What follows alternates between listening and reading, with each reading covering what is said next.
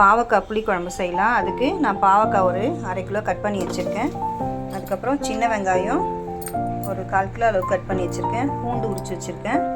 இப்போது தாளிப்பு கொடுத்துக்கலாம். கடுகு ஒரு ஸ்பூன் போட்டேன்.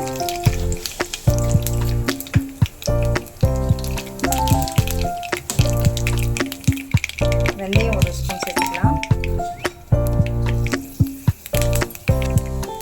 கடலைப்பருப்பு ஒரு ஸ்பூனு, கடுகு ஒரு ஸ்பூன் சேர்த்துக்கலாம்.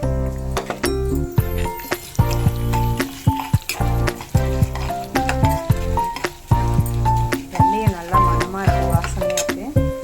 இப்போ கருவேப்பிலை சேர்த்துக்கலாம்.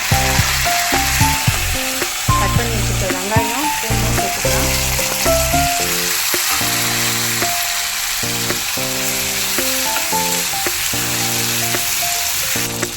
மஞ்சள்தூள் கொஞ்சம் சேர்த்துக்கலாம். பெருங்காயத்தூள் கொஞ்சம் சேர்த்துக்கலாம். தேவையான அளவுக்கு உப்பு சேர்த்துக்கலாம்.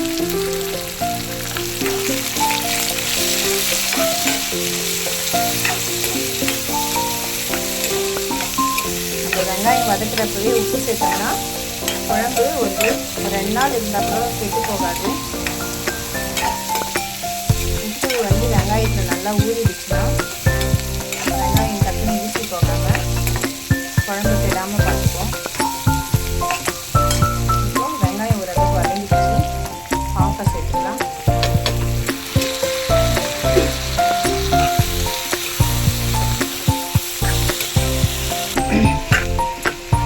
பாவக்காய் இப்போ நல்லா வதங்கிடுச்சு. இப்போ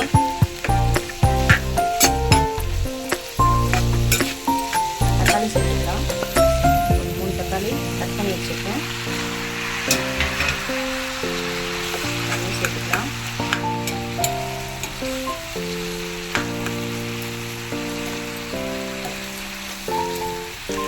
தக்காளி வதங்கிட்டு அதோடவே நம்ம மிளகாய் பொடி சேர்த்துக்கலாம்.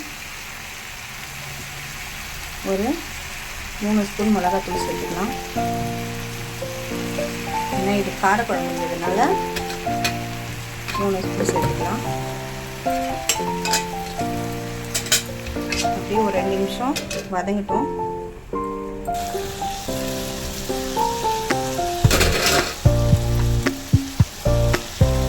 தக்காளி இப்போ குழைய வச்சுட்டு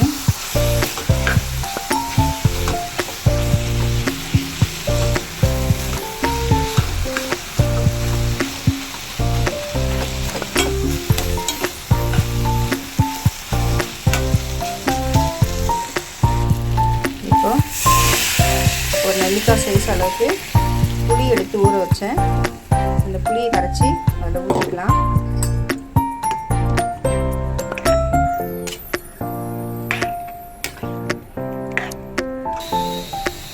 புளி தண்ணியை சேர்த்துக்கலாம்.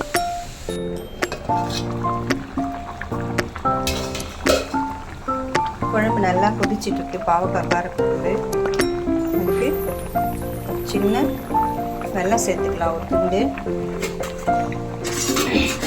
பாவக்காய் குழம்புக்கு எப்பவுமே வெல்லம் சேர்த்தோம்னா டேஸ்ட்டு நல்லாயிருக்கும். அவ்வளோதான். ஒரு 10 நிமிஷம் கொதிச்ச வாட்டி கொத்தமல்லி இருந்தால் கட் பண்ணி தூவிக்கலாம். தேங்காய் வேணுன்றவங்க ஒரு 10 தேங்காய் அரைச்சி கூட சேர்த்துக்கலாம். ஆனால் தேங்காய் சேர்த்தோம்னா ஒரு நாளில் அப்படியே சாப்பிட்டுடணும். அடுத்த நாள் வச்சோம்னா அது கெட்டுரும். ஆனால் தேங்காய் சேர்க்காம நம்ம இப்படியே வந்து வச்சோம்னா அடுத்த நாள் இருந்தால் கூட குழம்பு கிடையாது. சூடு பண்ணி வச்சு சாப்பிட்டுக்கலாம்.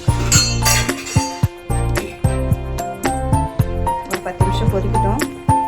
கொதிச்சா நல்லா நமக்கு திக்காக நல்லா கிரேவியாக பாவக்காய் புளிக்குழம்பு ரெடி. தேங்க்ஸ் ஃபார் வாட்சிங்.